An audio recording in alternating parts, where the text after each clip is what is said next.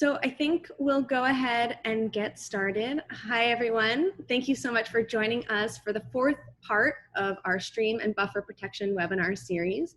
My name is Emily Vale. I'm the Executive Director of the Hudson River Watershed Alliance. This workshop has been organized by the Hudson River Watershed Alliance and the Hudson River Estuary Program at the New York State Department of Environmental Conservation and sponsored by the Estuary Program in cooperation with NUEPIC. The Hudson River Watershed Alliance works to unite and empower communities to protect their local water resources, and we do that through education, training, and networking programs like this webinar series.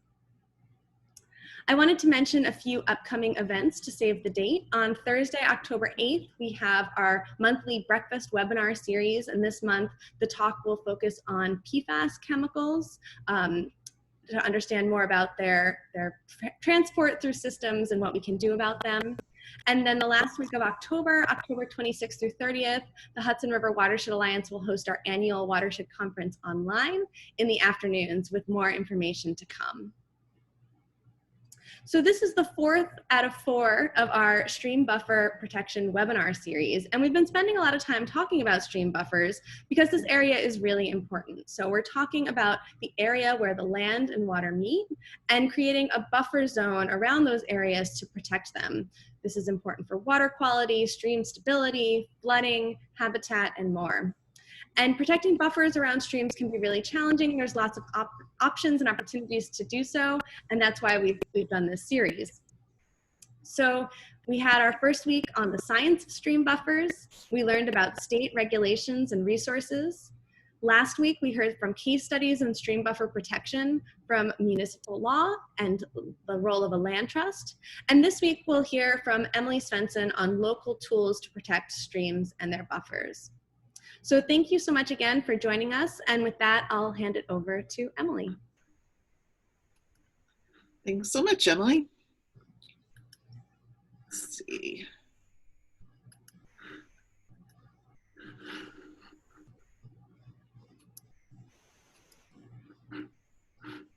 Okay, do you see the full screen? Looks great. All right, excellent. So thanks so much for having me here today. As a board member of the Hudson River Watershed Alliance, I just want to thank all of you for coming and also give a big round of applause to our Executive Director, Emily Vale, for putting this series together. She's done a great job getting a nice lineup of speakers who have presented so far, including Dr. Peter Groffman, Corbin Gosier, Beth Ressler, Mark Carabetta, and Nava Tabak. And we're really pleased to have had all of them here. And Emily has put together a website that I think you all have access to, where you can watch those previous talks in the series and also get all of the resources that those speakers shared. So thanks, Emily, and thanks all of you for being here today. My name is Emily Svenson. I'm an environmental and land use attorney, and my practice focuses on working with citizen groups and municipalities in the Hudson Valley. And before I became a lawyer, I worked in soil and water conservation, and I also served on a town board. So I come at this with a variety of perspectives. And so I just wanted to start off by sharing, this is a view from my walk this morning over the walkway over the Hudson. And we just all live in such a beautiful place. This is the Hudson River that ties us all together. And you know, this has been a difficult year for a lot of people between COVID and the situation in our country and our world. And it's just really inspiring to me that all of you, you know, with everything that's going on in the world and in your lives, that you've all made it a priority to spend this time thinking about your local streams and water resources and how you can take care of the land and the water in your corner of the world. And it's just really, really great. And thank you all for being here. So the way today's session is going to go, we're going to spend some time talking about why people put in place local regulation to protect streams and their buffers. We'll go through some different approaches that municipalities can take. We'll spend some time really drilling into the structure and function of a wetland and watercourse ordinance as one example. Then we'll go through some different situations to think about how you might want your local law to protect those water resources. And then we'll talk about some of the practical aspects of enacting water resource protection regulations. So that's our agenda for this hour. And if you have questions as we go along, please go ahead and type them in, and we'll take a couple breaks to answer questions and have some more time at the end also. So starting off, why local regulation? This is a bit of a review of some of the things that were already covered in this series. So Corbin Gosier covered how New York state law protects water resources and the extent and limitations of that. So if you haven't watched his presentation, you might want to go back and check that out. But just as a real summary, New York state requires a protection of waters permit if anyone wants to disturb the bed or banks of certain protected streams, which are Class A, Class B, and Class CT streams. So if it's a regular Class C, not CT, or if it's a Class D, even though it's mapped, it's not protected by DEC as far as disturbance of the bed and banks. And what do they mean by banks? So the banks that are protected are basically the sloped area adjacent to the stream, and that goes to a maximum of 50 feet, with the exception of areas like in this picture. You can see where it's really steep in this part of the slope. In areas where the banks are sloped greater than 45 degrees, the bank can go farther than 50 feet. So that's just a summary of New York state regulations, but essentially think Class A, B, and CT streams, and up to about 50 feet on each side is the buffer that's protected by New York state. And so if someone wants to build something or do work within that area, they need a state permit. And the streams that are protected by New York state are mapped, and you can use the natural resource mapper, which Beth Ressler covered in her presentation. You can use that mapper to find which streams are mapped and what class they are.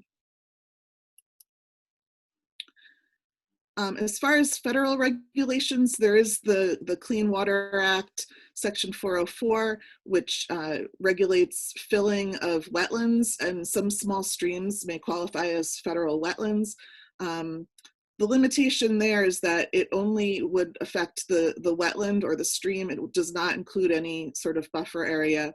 And there are nationwide permits that allow certain amounts of fill. So for certain types of projects, it's up to a ½ acre of fill of wetland area that can be filled without needing, under a nationwide permit, without needing an individual permit. So that's in a nutshell what the state and federal governments protect. So if you have streams in your community that don't fall into those categories, or if you want greater levels of protection, that's something that you can do at a municipal level. And the good news is that municipalities have the authority. They very clearly have the authority to regulate water resources. The New York State Constitution gives municipalities that authority, and it's codified through Municipal Home Rule Law, Section 10, which says that a municipality can enact local laws for the protection and enhancement of its physical and visual environment, and also the safety, health, and well-being of persons or property in the municipality. So that's your hook as a municipality, that you have the authority to put in place your own stream regulations. And so that gives the municipality the choice to decide which streams need protection, what width buffers are appropriate, whether you're going to regulate both streams and wetlands together or separately, and what activities you want to regulate. And so the next section of the presentation, we're going to go through a variety of different municipal approaches to protecting stream corridors. So I want to point out that there's a great guide that was put out just last year by the New York State Department of State and DEC called Model Local Laws to Increase Resilience. And I believe Emily has posted the stream and wetlands chapter of this guide on the website for this program, but it's also available online at the Department of State website. And what's nice about this guide, we'll get into it in more detail later, but it provides some good examples for you to use, and it is more or less blessed by the state. I mean, the state has said, you know, we support municipalities using these types of protections, which is a nice thing to be able to, a nice feature when you're trying to do something in your municipality. Another good resource is the Conservation Planning in the Hudson River Estuary Watershed website that Cornell University and the Estuary Program have put together. It's got a lot of great links to great examples also. So I would encourage you to check out both of those resources for some more examples. Just to kind of go over some of the different approaches that a municipality can take to protecting stream corridors. You know, probably some approaches would fall into the category of permanent protection. And those would be things like purchasing the land itself or purchasing an easement on the land. Sometimes that's something that a municipality does, or it could be through a land trust. And if you go back to the presentation that Nava Tabak gave, she talked a lot about how land trusts can protect stream corridors.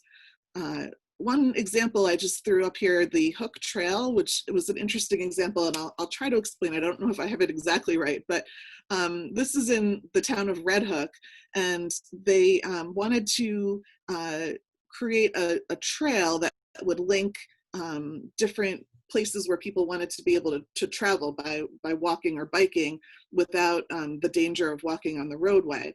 But it just so happened that this trail also was through the Sauk Hill stream corridor.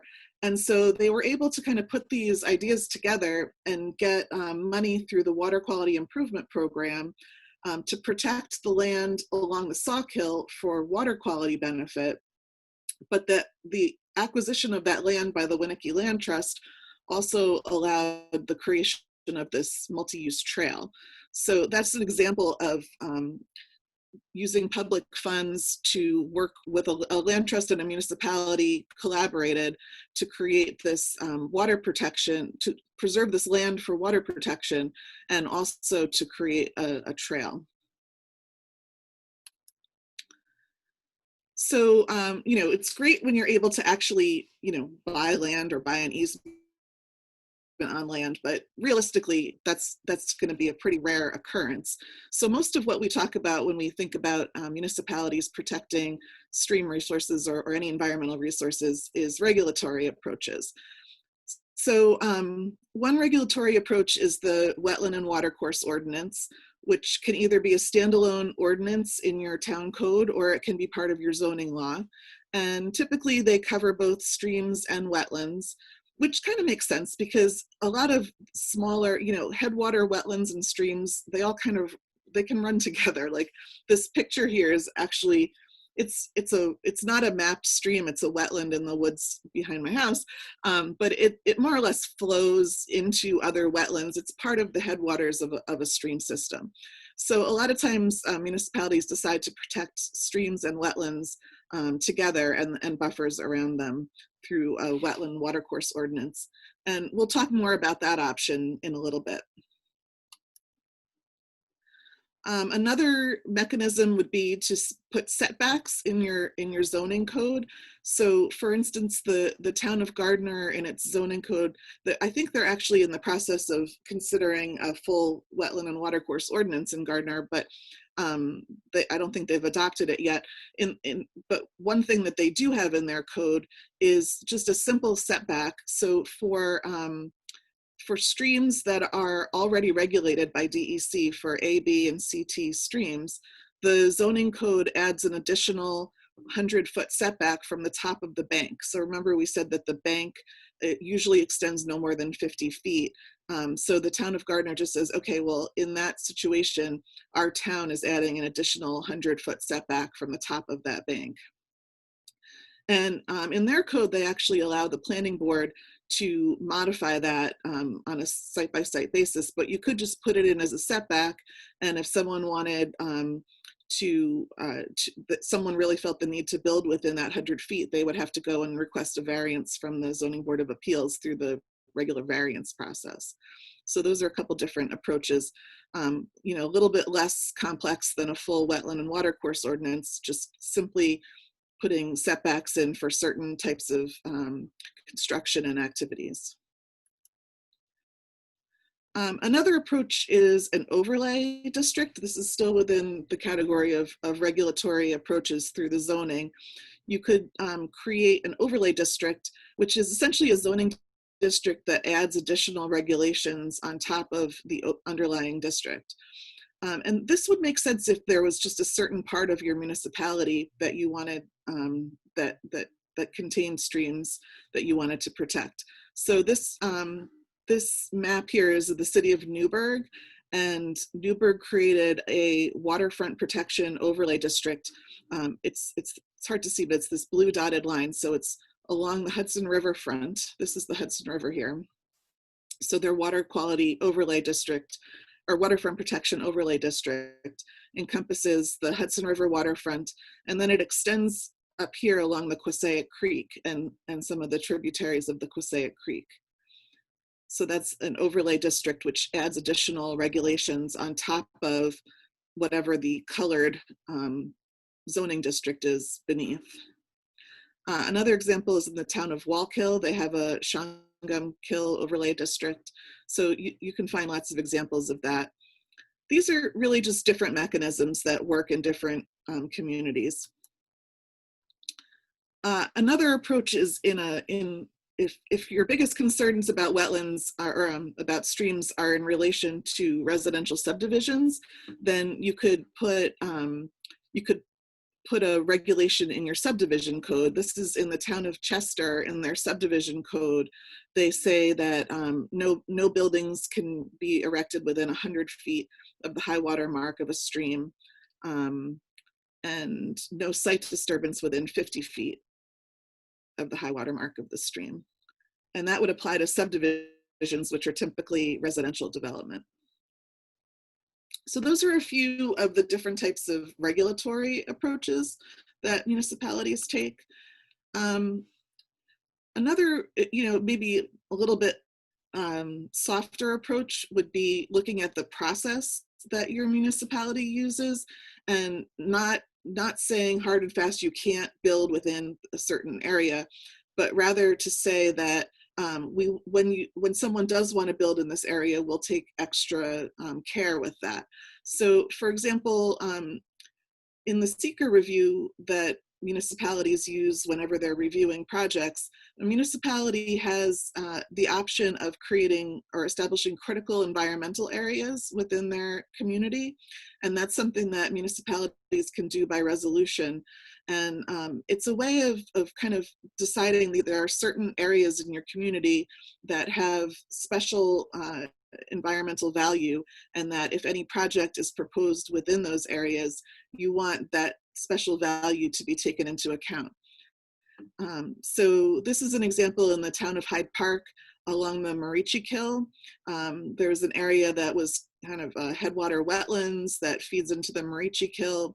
It also had potential value as a trail connection. And so that was an area that the town designated as a critical environmental area. So if development is proposed, it's an old apple orchard, much of it. And if development is proposed there, those characteristics would be documented and taken into account in the seeker review. Another process idea that I've seen used to great effect is the conservation resources mapping process.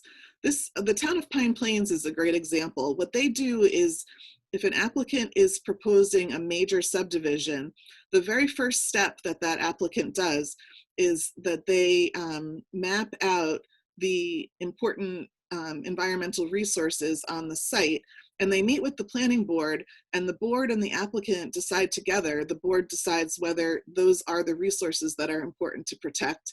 They might tweak it. They might say, this stream needs a wider buffer. So they set aside the important ecological areas and decide that those will be the protected areas on the parcel before the subdivision is laid out. So rather than, kind of start off with the conflict of wanting to put roads here and buildings there, they just start out by looking at the ecological resources of the site and decide what to protect before they even lay out a single road, building, or lot line.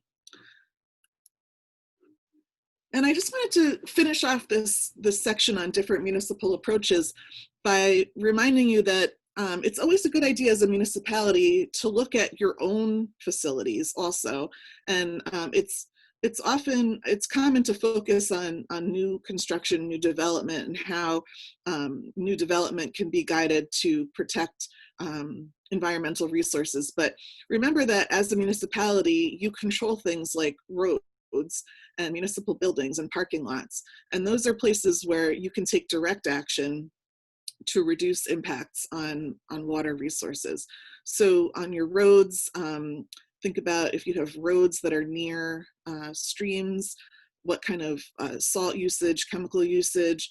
If you have roadside ditches or storm drains that drain into streams, what are things that you can do to take better care there to reduce pollution? If you have municipal buildings or parking lots, can those be retrofitted? And here's a roadside ditches that has some good ideas in that regard. So our next segment is going to be about the structure and function of a wetlands and watercourse ordinance, and we're going to take kind of a deep dive into that. But before I start that, I just wanted to see, I haven't been watching the Q&A, but Emily, do we have any questions at this point? We just have one question that came in early, and I believe it was when you were talking about the DEC's stream protection rules, about the permit for disturbance of bank 50 feet from whether it was the side of the stream or the center of the stream. And then we just got a question asking if the state, sort of a natural follow-up, if the state buffer extends 50 feet from the stream and the local buffer extends 100 feet, does the local regulation supersede the state regulation? Both excellent questions. I would recommend going back to Corbin's for the first one. I'm going to do my best here, but I'm pretty sure that it's the bank extends from the mean high water mark, and it's the area that's actually sloped toward the stream, and it could be up to 50 feet from that mean high water mark. I'm pretty sure that's right, but Corbin's presentation probably went into that in more detail. And then the question about whether the local buffer, if, say, for example, if you added a 100-foot buffer in your local regulations that goes beyond the edge of the top of the bank, does that supersede the state regulation? So you can, when you design your local law, that's a really important thing to think about. Are you trying to are you trying to add regulations on the same area that DEC already regulates, or are you trying to fill a gap where there isn't an existing state regulation? And you can design it however you want. That's the great thing about local laws. You can say we're only regulating the area beyond, the state regulated area. Pretty much the options are up to you, and you should work with your municipal attorney to make sure that if there is any overlap, that you're accounting for that properly in your law. So I think with that, we will charge forward here. We're still in the full screen mode, right? Yeah, I think so. So we're going to go back to this Department of State guide, which if you happen to have two screens, or if you'd like, you might want to open that, because we're going to go through an example that's in that guide. I'm just gonna pop the link. Do we have well, I guess the link is there on the screen. So I got it, Emily. We're good? All right. Got you. Thank you. You're welcome. Great. So if you feel like opening that up, go for it, and I'll try to tell you what page we're on as we go through.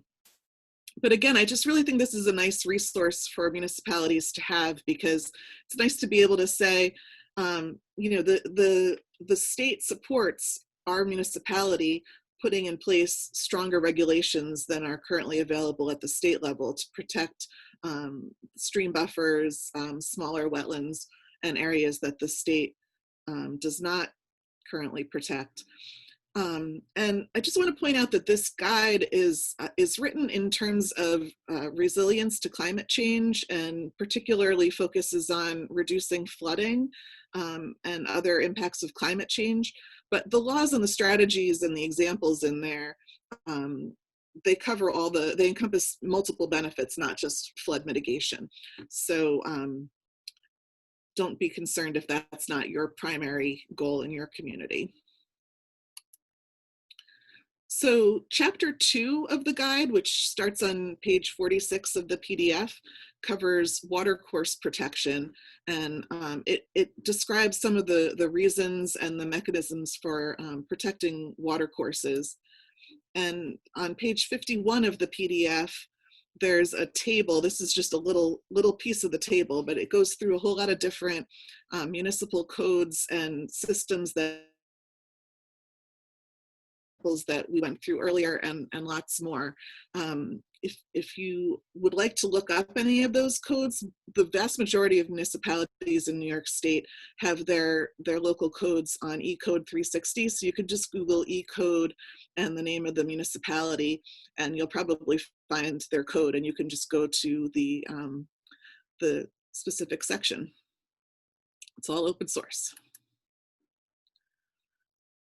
So I want to really dig into a model wetland and watercourse ordinance, which is actually in the wetland section of that Department of State guide, not the watercourse section, but it's a model ordinance that covers both wetlands and watercourses. And it has a lot of opportunities for you as a municipality to customize the law based on your unique community, both the unique types of resources that you have and also the unique politics and challenges of your municipality. So we'll talk about some of those customization opportunities too. So when you want to start looking at wetland and water resource ordinance, you really, in most cases, have to kind of jump to the middle to get to the action section. So in this case, if you scroll to page 33 of the PDF to section 4 of the model law, that's where it tells you what's actually regulated. The first part is kind of an introductory section, the reasons for the regulations, the definitions.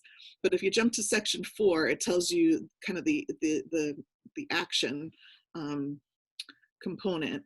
And it says that regulated acts which require a permit, except as otherwise provided, it shall be unlawful in the absence of a permit to conduct any of the following activities in any wetland, watercourse, or buffer area. And then it goes into which activities are regulated, which I've summarized here in this table. So in this case, they're regulating construction of any new structures, but also things like clearing trees, applying pesticides, things like that. Then they have a list of things that are exempt from regulation. And this is, you know, a way of reducing the conflicts that your law will have if you have decided that it's okay for people to maintain existing vegetation, repair existing structures, things like that. In some codes, they have a third list of things that are actually prohibited, like draining a wetland or clear cutting a wetland. For example, in the town of Rhinebeck, those things are prohibited. So they have 3 categories: prohibited, regulated, and exempt. Then to figure out which areas are included, on that last slide it said in any wetland, watercourse, or buffer area. Well, where?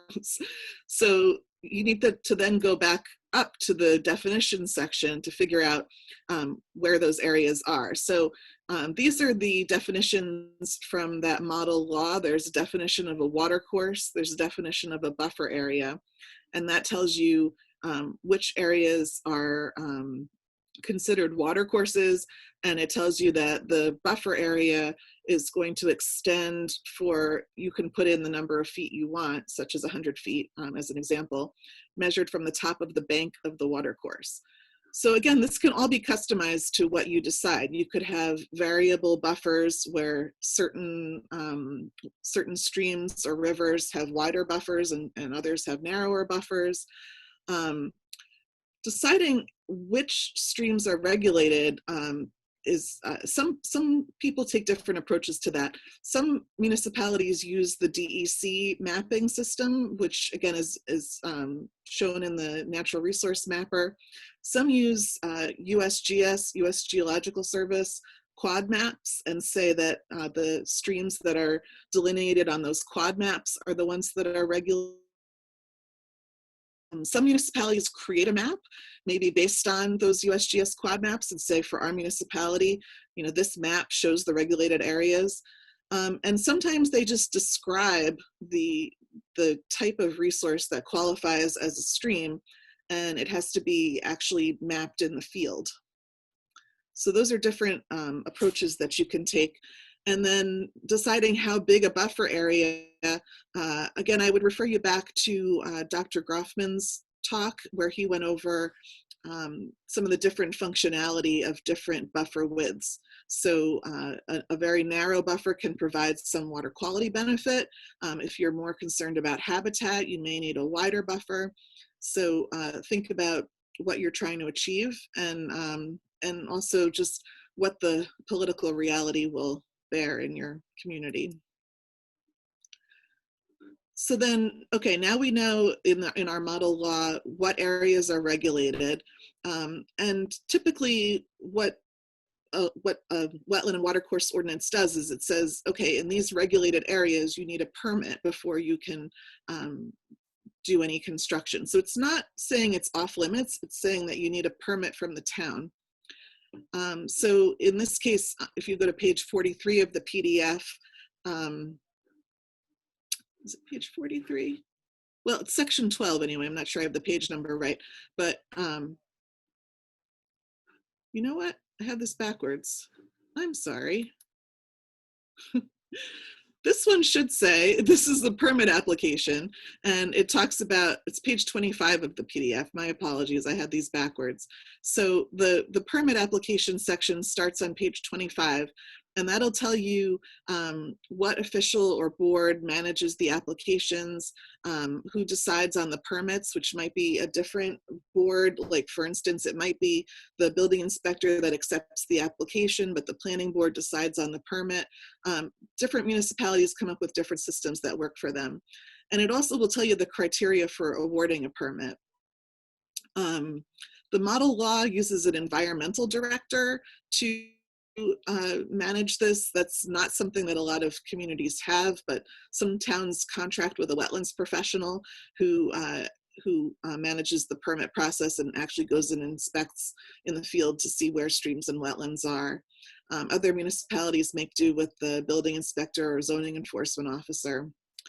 And then I have these backwards again, I'm sorry, but going back, the page 43 is the section on enforcing against violations. So remember that in a perfect world, people will come to the town and say, you know, I'm considering building something in this area, and they'll talk about getting a permit.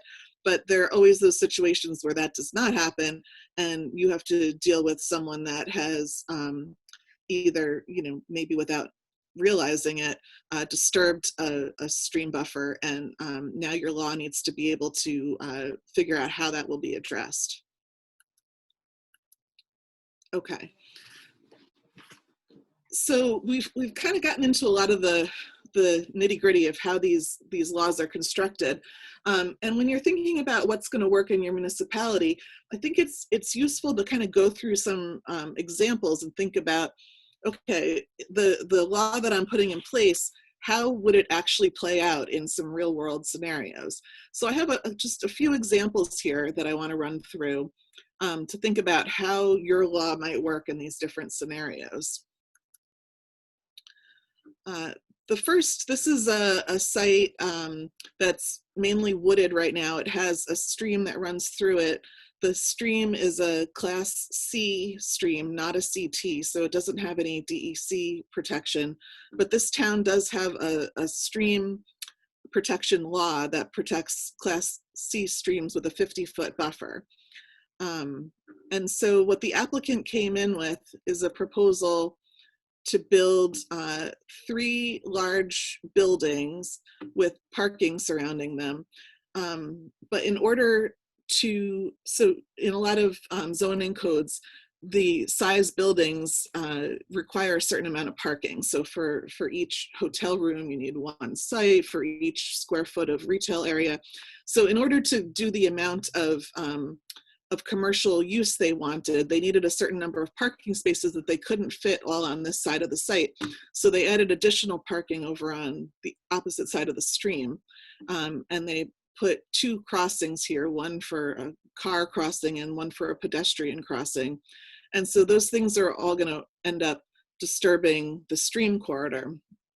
And this is the justification in the permit application, that without access to the proposed parking on this part of the site, the project would be greatly reduced in size and would cause an economic hardship on the development.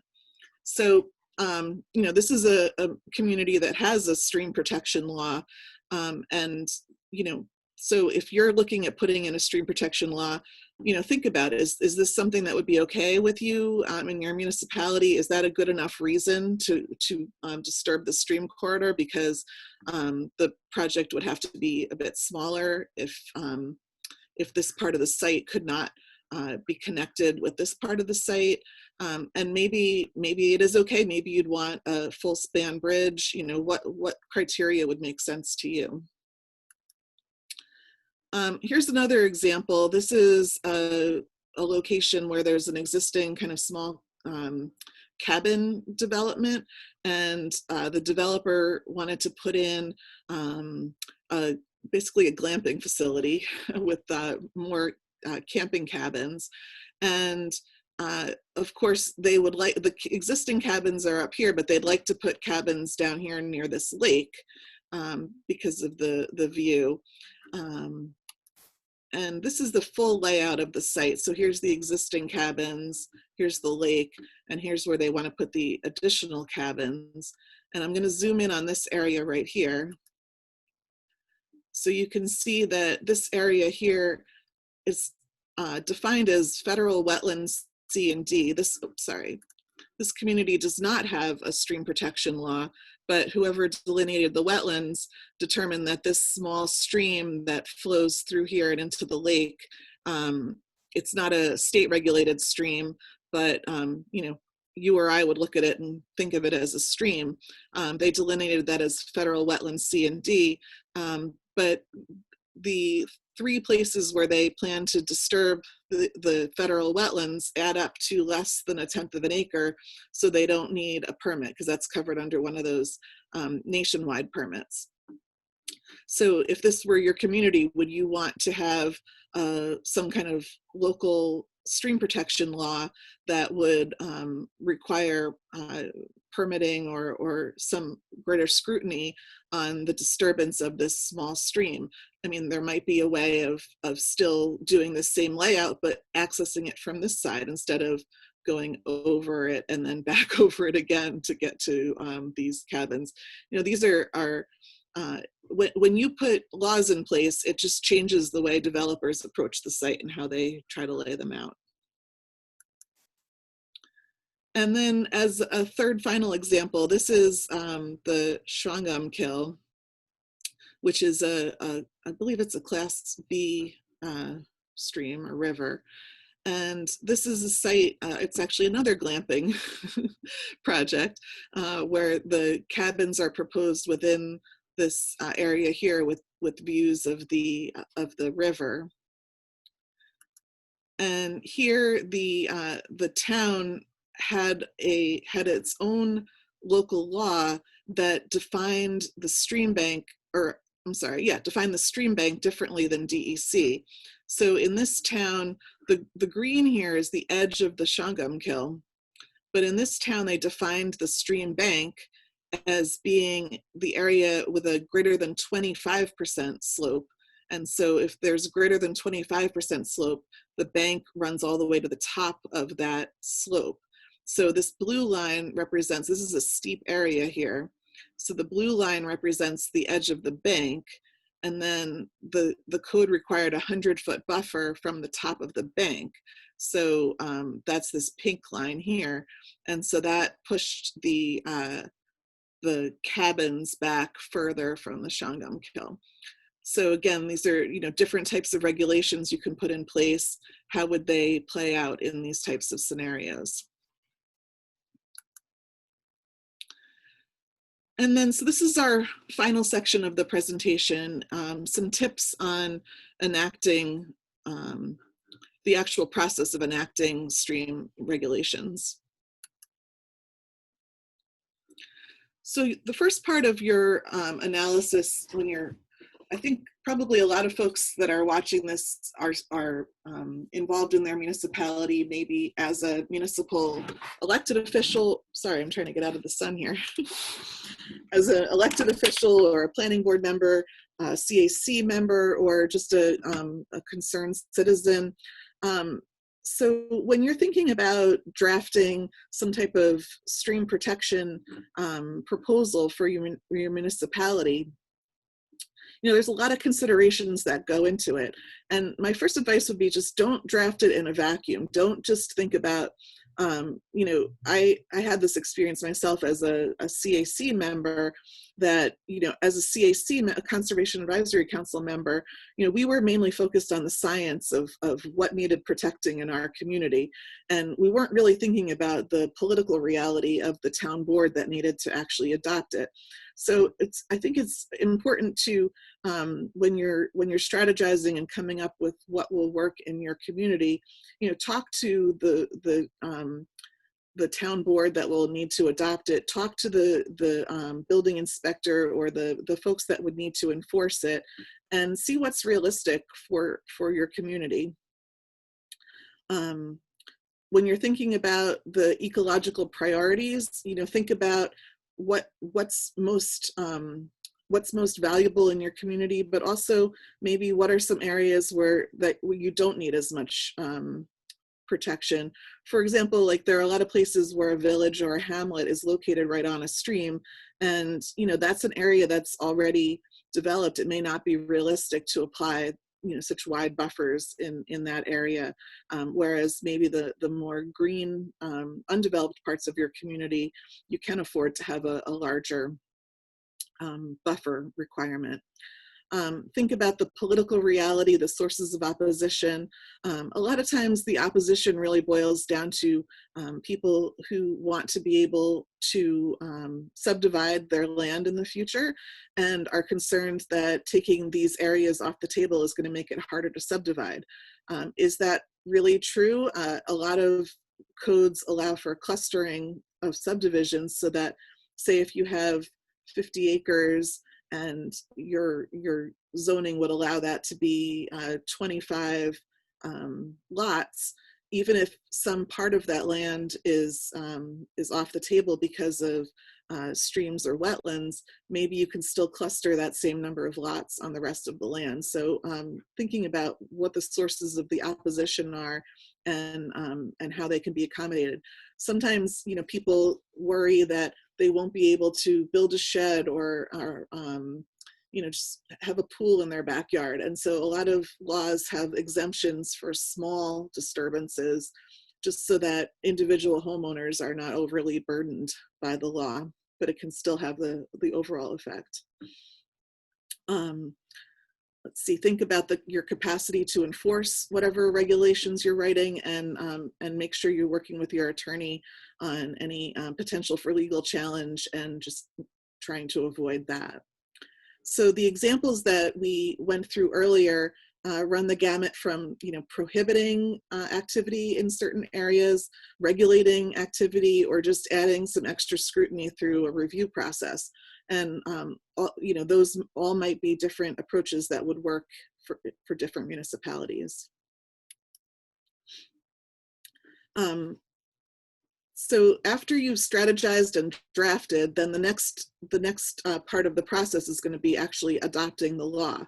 And here, the analogy I like to think of is, if you've ever painted a room, you think about, if you haven't painted a room before, you might think, oh, well, the main part of the job is the painting. Well, the main part of the job is not the painting. Anyone who's painted a room knows that. The main part of the job is the prep work. You have to, you have to spackle and sand and tape things off and remove the outlet covers and all the little things you have to do to prepare for painting a room. So when you're kind of deciding how much time it's going to take, if you are going to paint a room, you need to leave plenty of time for that prep work. Well, if you're trying to adopt a local law, leave plenty of time for the adoption phase, because it really will often take a long time. The whole thing can really take a matter of years, and that's not unusual. So in the adoption process, you're going to expect a process where you present the proposed law, you'll have public hearings, you'll get feedback from the public. You may go back and change the law in response to that feedback. One piece of advice is to use the seeker process to your advantage. We often think about seeker being mainly to analyze the negative effects of an environmental action, and why would we need to do that if we're protecting environmental resources? But the seeker process can be a really good asset in analyzing what effects your law will have, and trying to demonstrate and show that it won't necessarily have the negative effects that some might fear.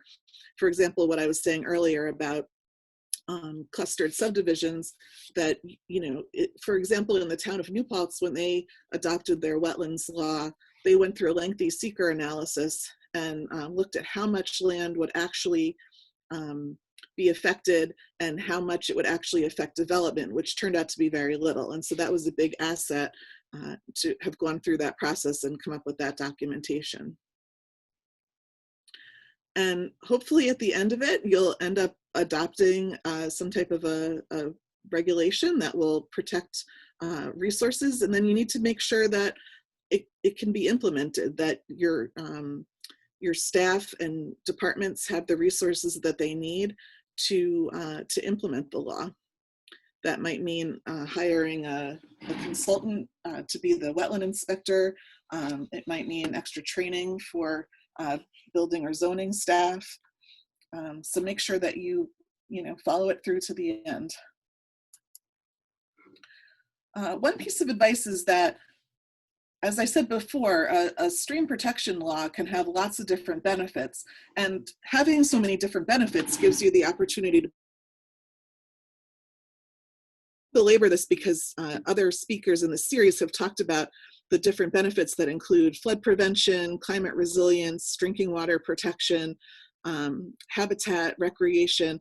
But think about all those different benefits. Even if you as environmentalists are thinking mainly about habitat, for instance, this trying to get a law passed in your community might be easier if you talk about the flood prevention benefits, or the important recreation value of your streams. Those might be things that matter to other people, and putting all of those assets together can help you build a coalition that will support your law, even if it's for different reasons than you want the law. And as an example, I just wanted to bring up the village of Woodbury, which earlier this year adopted a water quality protection overlay district. And it's a law that arose out of Woodbury's interest in protecting its drinking water. The village draws drinking water from an aquifer that's beneath the Woodbury Creek. And they determined that all of the streams that flow towards the Woodbury Creek actually have an impact on that water quality. And so they created an overlay district that protects the entire watershed. And it has this red is, it's a large part of the village. The red is the overlay district. And within that area, there are certain types of polluting activities that are not allowed. And then for all the streams, which are mapped out here in green, for all of those streams, there's the 50-foot riparian zone where building is not allowed, and then a 100-foot buffer where permitting is required for any construction. And that was all done mainly under the rationale of protecting drinking water quality. And finally, just a couple of pitfalls to avoid when you're enacting a local law. Don't forget that there's a 239M review required, where any type of new zoning law needs to be sent to the county planning for their review. And so even if it's not a zoning law per se, just go ahead and do your 239M review. If you modify the law along the way, send it back to the county. Just don't skimp on that, because it can be a source of legal challenge. And also mind the overlap, like I mentioned before. If your law is going to overlap with areas that are already regulated by the state, just make sure that your attorney factors that into the way the law is written. And this is my contact information. I'd be happy to, we'll take a few questions now, but I'd be happy to chat with any of you afterwards. I hope some of this is maybe giving you some ideas. And I really wish you the best with your protection of the streams and stream buffers in your community. Thanks so much for your time. Let's see, Emily, do we have more questions? Not yet. Thank you so much, Emily, for your presentation. I'm going to try to close this shade here. Give me great, and maybe that'll give folks a minute to get some questions in.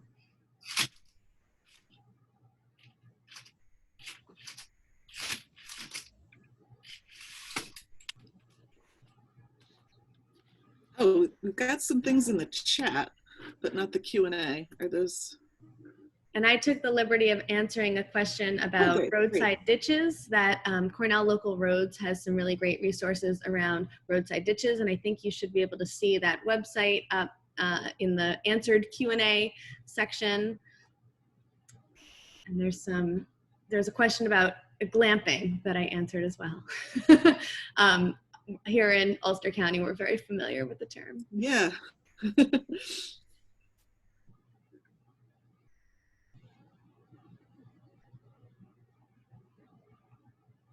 So we have plenty of time for questions, and we have a land use lawyer who's here willing to answer them. So please don't be shy.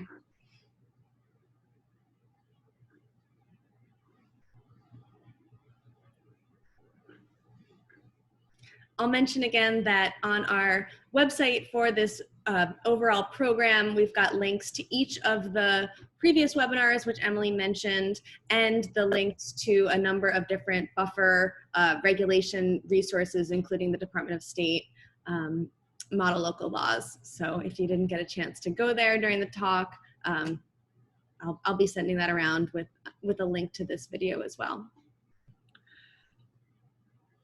Yeah, I mean, I think that for a lot of folks, you know, you don't necessarily need to become the expert in all the different approaches that are out there. You can hire a land use planner. One thing I don't think I mentioned is that the Hudson River Greenway grants are a good source of funding if you decide to undertake a local law process in your community. And you want to have a land use planner or some other professional to help you through that. The Greenway grants, I think, are kind of on hold right now because of COVID, but typically they are a quarterly grant program that can provide funding for local law development. Great. So we've got some good questions that came in. I knew they were out there. Have you worked with agriculture much? We are concerned with nutrient pollution in our lake and want to create a local law to help prevent runoff from agricultural fields.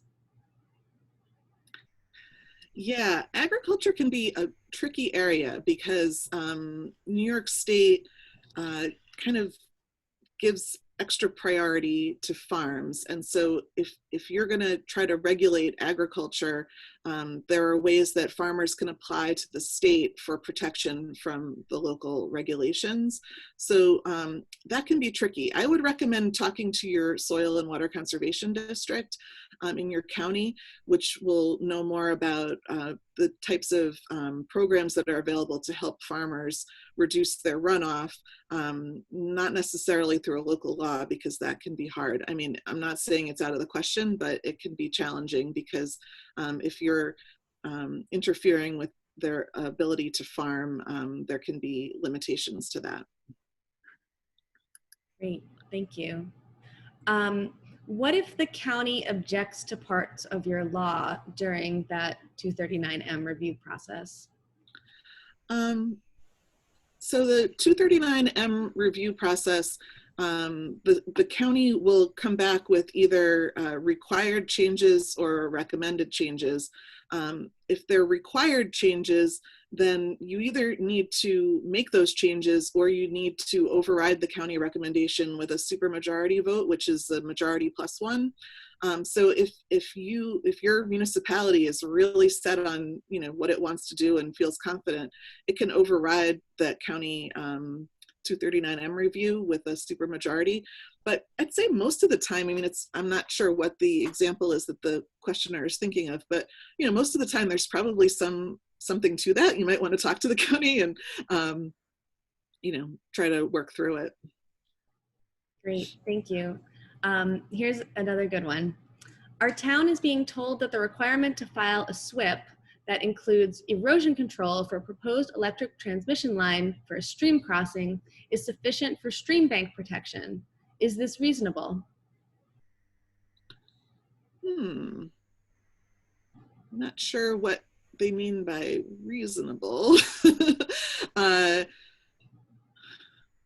think I would need to know more details about this. SWIP is a stormwater pollution prevention plan. Thank you. For the acronym. Erosion control is one aspect of protecting a buffer, but it's not the only thing to think about. So I guess I would need to know more about the specific situation. Thank you. And I see one other question that came in the chat. Do you know of any examples of local laws that have been adopted for flood protection? For flood protection? Yeah, there's lots of well, I mean, all of these local laws probably are going to have some impact on flooding, and the Department of State Resource and also that Cornell website, I think, have examples of floodplain protection. I would point out that a lot of municipalities have a floodplain protection or a flood damage protection law that regulates what you can do in floodplains. And for the most part, those are really not flood prevention laws in any sense. They're really made for the National Flood Insurance Program to reduce the amount of damage that will occur to structures. And so to require that anything that is built in a floodplain meets certain structural safety criteria. So that's very different than actually protecting floodplains.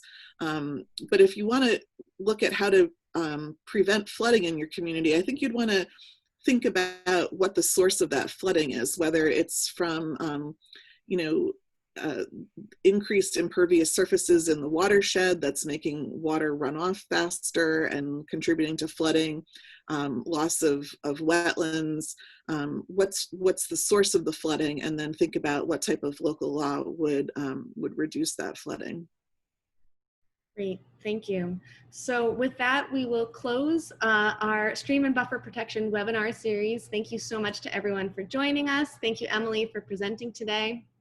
All of the links to the previous presentations will be on the program website, along with lots of other resources. Please feel free to share this with people from your communities if you think that they would learn from this information. It's really out there and available for you to use. So thank you again for joining us, and take care. We hope to see you in the future.